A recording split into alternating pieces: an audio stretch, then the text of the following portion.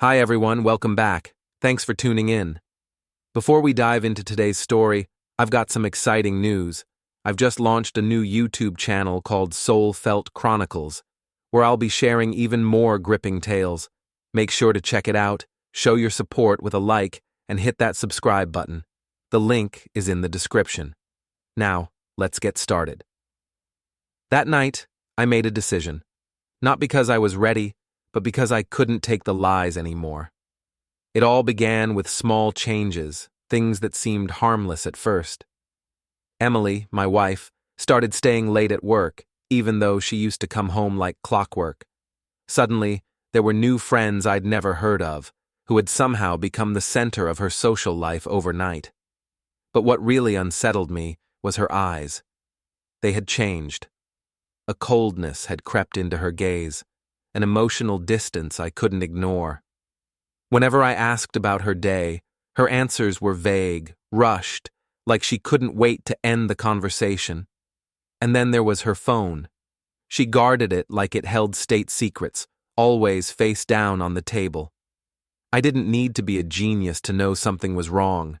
Still, I tried to convince myself it was all in my head, that I was overthinking, being paranoid.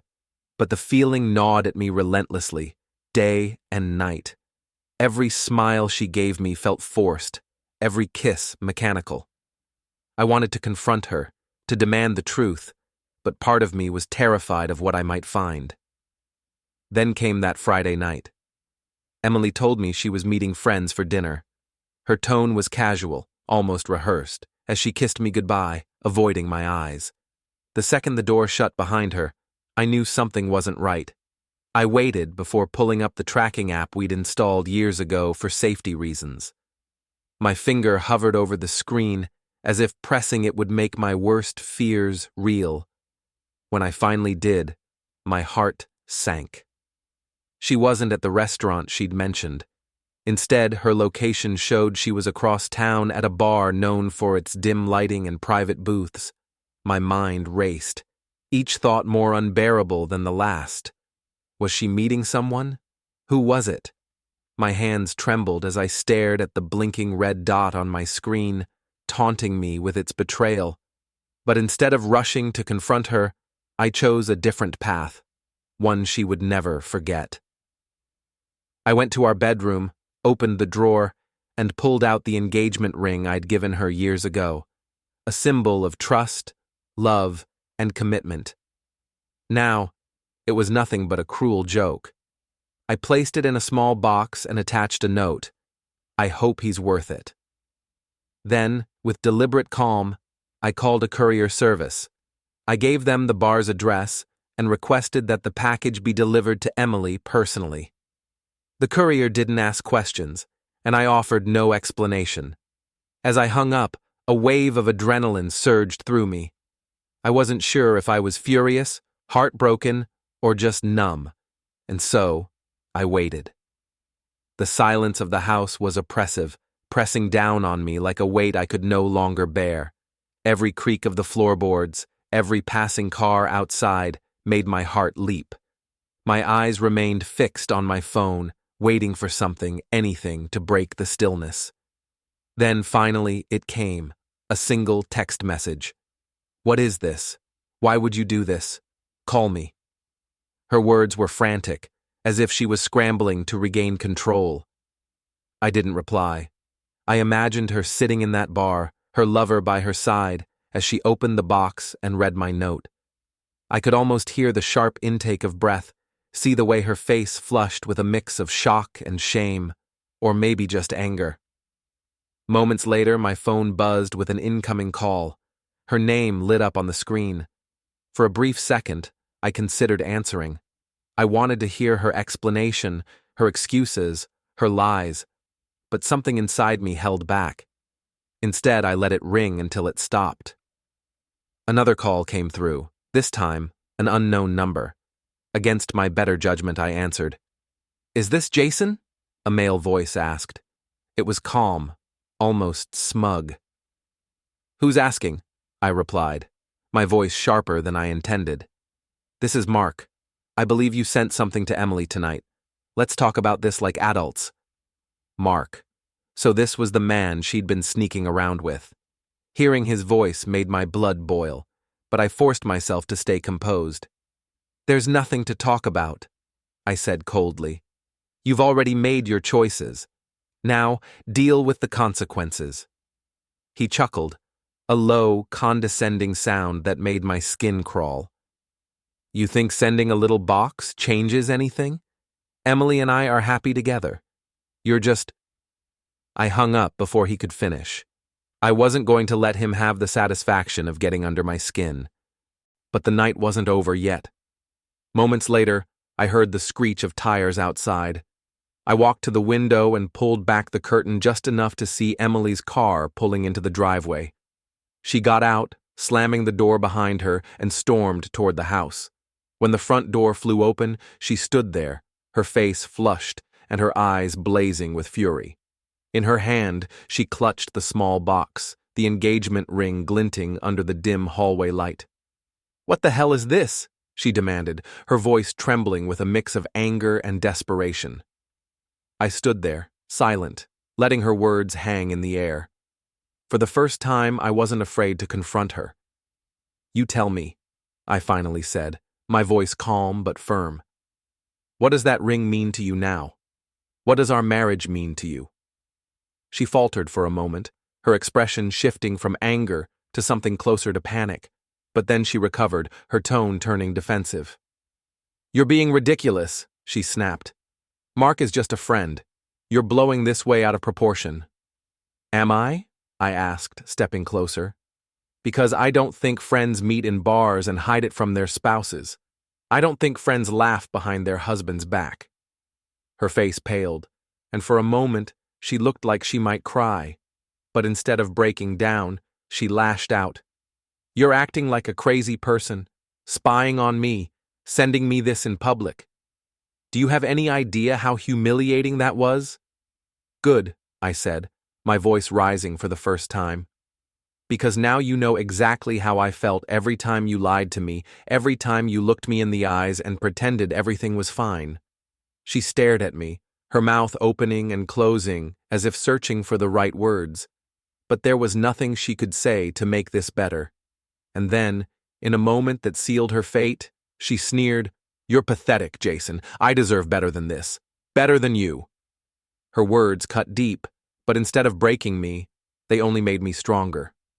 I took a deep breath, steadied myself, and said, "Then go. Pack your things and leave. Because after tonight, you'll never have to settle for me again."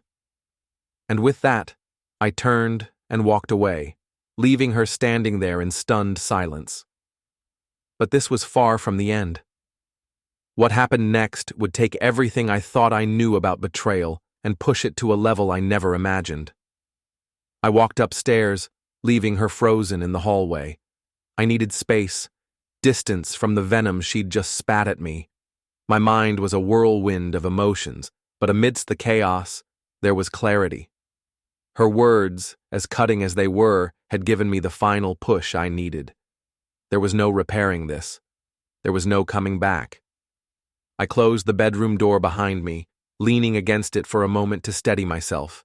Then I grabbed my laptop from the nightstand.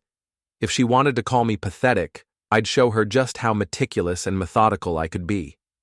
Over the past few weeks, as my suspicions about Emily grew, I had quietly started gathering evidence: phone records, credit card statements, odd patterns in her schedule. It all pointed to one conclusion, but I had needed proof. Now it was time to piece it all together. I pulled up her phone records first. The same unknown number had appeared repeatedly over the last few months, dozens of calls and texts at all hours. Mark. It had to be him. I'd seen enough. Next, I opened her email account, which she had carelessly left logged in on our shared laptop. My hands trembled as I clicked through her inbox, scanning for anything that would confirm what I already knew. And then, I found it. An email from him, sent just 2 days ago. The subject line read, "Can't wait to see you Friday night." My stomach churned as I opened it. The email was sickeningly casual, filled with inside jokes and flirty comments. He had even included a picture of the two of them together, sitting at the same bar where she had been tonight. Her smile in the photo was radiant, the kind of smile I hadn't seen her wear around me in months. But the kicker was the last line of his email. "Soon, we won't have to hide anymore. Just tell him and get it over with. I love you." My vision blurred as I stared at those words. I had always thought love was unbreakable, a bond that could withstand anything. But now, staring at this undeniable proof of her betrayal, I realized how fragile it really was. A sudden knock on the bedroom door jolted me back to reality. "Jason, open the door," Emily called, her voice strained. "Let's talk about this." "Talk?" I repeated, my voice icy. "After everything I've just seen?" I took a deep breath, steeling myself, and opened the door. She was standing there, her face flushed, her eyes red as if she'd been crying. But the second she saw the laptop in my hand, her expression shifted. "What are you doing?" she asked, her voice laced with panic. "Looking for the truth," I replied, my tone flat. "And I found it." Her eyes widened. "You went through my emails? That's a violation of my privacy." "Privacy?" I snapped, my voice rising. "You're worried about privacy after you've been sneaking around with him for months? After you've lied to me every single day?" She took a step back, her mouth opening and closing like a fish out of water. For once, she had no excuse, no clever lie to twist the situation in her favor. I didn't mean for it to happen," she finally said, her voice barely above a whisper. "It just did." "That's your explanation?" I asked, incredulous. "It just happened? You expect me to believe you accidentally fell into his arms? Into his bed?" Tears streamed down her face now, but I felt no sympathy. She had made her choices, and now she would face the consequences. "You said I'm pathetic," I continued, my voice steady despite the storm raging inside me. "Maybe I was. Maybe I let you walk all over me for too long. But not anymore." I handed her the laptop, the email still open on the screen. She glanced at it, her face crumpling as she read the damning evidence. "Jason, please," she begged, her voice trembling. "Let's talk about this. We can fix it. I'll end things with him, I promise." "End things with him?" I laughed bitterly. "Emily, it's already over, not just with him, with us." She sank to the floor, sobbing, but I couldn't bring myself to comfort her. Her tears were too little, too late. As I turned to leave the room, my phone buzzed again. Another text from the unknown number. This time, it wasn't just a message. It was a video. Curious and cautious, I opened it. The screen filled with footage of Emily and Mark at the bar, but it wasn't just the two of them. There was someone else, another man, sitting at the bar, filming them. The video ended with a text overlay. "There's more you need to see. Call me."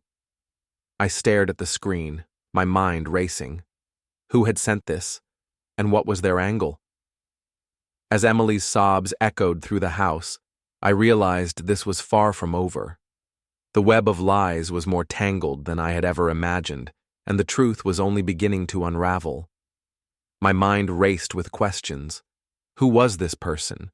What did they know? And why were they reaching out to me? Emily was still sitting on the floor crying, but her sobs faded into the background as I focused on the text overlay. "There's more you need to see. Call me." I hesitated for a moment before tapping the number. My hands trembled as the line rang. On the third ring, a deep, steady voice answered. "Jason, I'm glad you called," the man said. He sounded calm, almost professional. "Who is this?" I demanded. "And how do you know about Emily?" "Let's just say I'm someone who's been watching for a while," he replied cryptically. "You deserve to know the whole truth."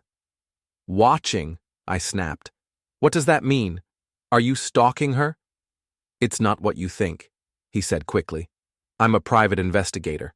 Someone hired me to follow Mark, and, well, Emily got caught in the crossfire." A private investigator? My stomach twisted. Who hired you? And why?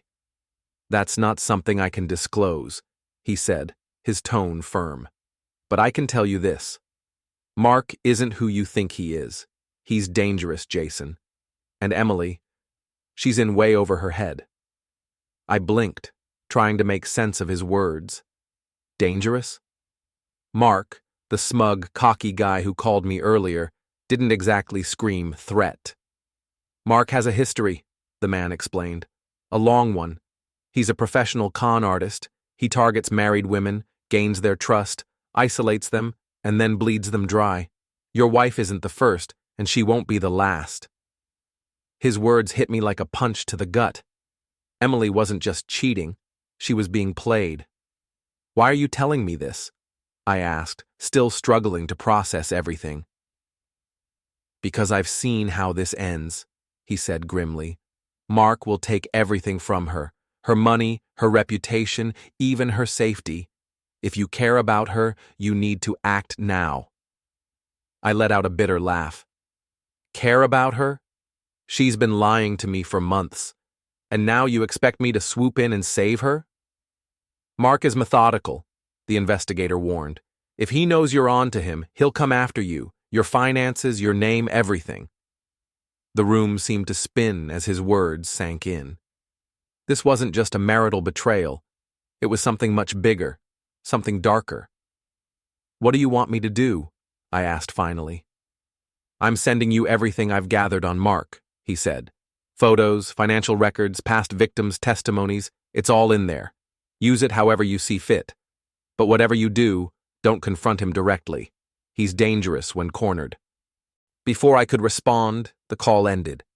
A second later, my phone buzzed with a new message, a link to a secure folder. I opened it cautiously, my hands trembling. The folder was filled with documents, photos, and videos, all damning evidence against Mark. There were pictures of him with other women, financial statements showing large sums of money funneled into offshore accounts, and even police reports from past victims. One photo in particular caught my attention. It was of Emily and Mark, taken outside the bar where she had been earlier that night. They were laughing, holding hands, looking every bit the happy couple. My stomach churned at the sight, but I forced myself to keep scrolling. The more I read, the more my anger shifted from Emily to Mark. He wasn't just some guy she had an affair with. He was a predator, and she was his prey. As much as I hated what Emily had done, I couldn't ignore the fact that she was in real danger. And if Mark was as ruthless as the investigator claimed, then so was I. I closed the folder and took a deep breath, steadying my thoughts. This wasn't just about my marriage anymore. It was about survival. Emily's sobs had quieted, and I could hear her moving around downstairs. I walked out of the bedroom and found her in the living room, pacing back and forth. When she saw me, her eyes were red and puffy, but there was a flicker of defiance in her expression. "Jason, we need to talk," she said, her voice trembling. "Oh, we're going to talk," I said, holding up my phone. "But first, you need to see this." I handed her the phone, the folder still open. She hesitated before taking it, her eyes scanning the screen as she scrolled through the files. Her face went pale. "Where did you get this?" she whispered. "Does it matter?" I replied. "What matters is that the guy you've been sneaking around with is a con artist. He's been using you, Emily, just like he's used every other woman before you." She sank onto the couch, her hands shaking. I didn't know," she stammered. "I thought he cared about me." "Cared about you?" I said, my voice rising. "Emily, he's been playing you from the start, and now, because of you, he's got his sights set on me, too." Tears welled up in her eyes, but I didn't let her off the hook. "You need to tell me everything," I said firmly. "How you met him, what he said to you, everything. Because if we're going to stop this guy, I need to know exactly what we're dealing with." She nodded slowly, her shoulders slumping in defeat. For the first time in months, I saw the woman I had married, the one who looked at me with something resembling remorse. But this wasn't over, not by a long shot. Emily clutched my phone as though it might shatter in her hands. Her face was pale, her lips trembling. For the first time, I saw genuine fear in her eyes. It wasn't just guilt anymore. It was terror. "Talk," I said, my voice low and steady. "From the beginning. How did this happen?" She swallowed hard. "I met him at a work event. He was charming, confident. He listened to me, Jason. He made me feel important." I scoffed. "So that's all it took?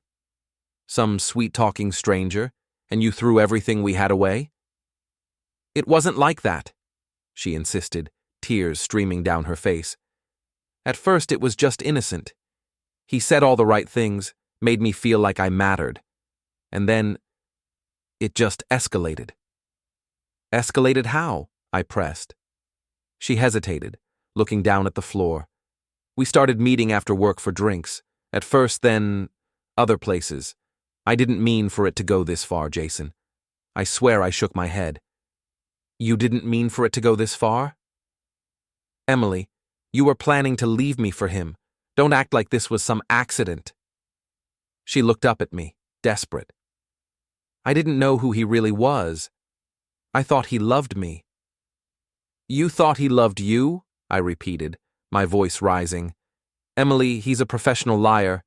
He's done this to countless women before you, and now, thanks to you, he's dragged both of us into his mess." Her shoulders sagged. "What do we do now?" she asked, her voice trembling. "We?" I laughed bitterly. "There's no we, Emily. You made your bed. Now you have to lie in it." She flinched, but I didn't care. My sympathy for her had run dry. Still, I couldn't ignore the fact that Mark was a threat to both of us.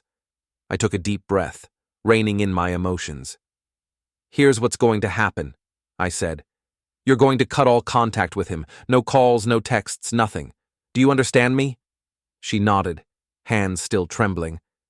"And you're going to tell me everything he said to you. Every promise, every lie, every detail. I need to know exactly what we're dealing with." She hesitated before speaking, voice shaky. "He said he wanted to start a new life with me, that he'd take care of everything, but I had to be all in. He asked me to transfer some of our savings to an account he set up." "You should be careful, Jason," he said, lowering his voice.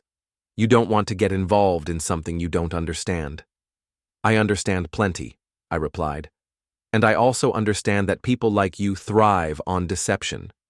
But it's over, Mark. The authorities already have this. If I were you, I'd start thinking about what comes next." For a brief moment, he said nothing. Then, instead of lashing out, he chuckled. "You've got guts, I'll give you that. But you don't know the half of it." He stood up, straightening his jacket. "This conversation is over." "Yeah," I said, watching him walk away. "It is." I glanced toward the investigator, who gave me a small nod. Everything had been recorded. Now it was only a matter of time. 2 days later, I got a call from the investigator. "They've got him," he said. "Already?" I asked, surprised. "He got sloppy," he explained. "Authorities flagged some of his financial activity. They arrested him at his apartment this morning." I exhaled slowly, feeling the weight of everything settle. Mark was finally out of our lives. Emily, on the other hand, was a wreck. She spent most of her time in the guest room, barely speaking. One evening, she finally broke the silence. "Jason," she said quietly, "I know I messed up. I don't expect you to forgive me, but I need you to know how sorry I am." I studied her for a moment before answering. "I appreciate that, Emily, but sorry doesn't change what happened." She nodded, tears brimming in her eyes. "I understand. I hope one day you can move past this." "I already have," I said simply. The next few weeks were filled with paperwork and legal proceedings. Mark's arrest became public news, and Emily's involvement, though not criminal, drew attention. She eventually decided to move to another city to start over. One evening, I found myself at the same bar where I had confronted Mark. As I sipped my drink, I felt something I hadn't in a long time. Peace. I wasn't bitter. I wasn't angry. I had faced betrayal, manipulation, and lies, but I had come out the other side stronger. Mark was gone. Emily was no longer my concern. And for the first time in a long time, my life was truly my own. And that was all I needed. Dear listeners, please share your thoughts in the comments section below, and don't forget to like, share, and subscribe.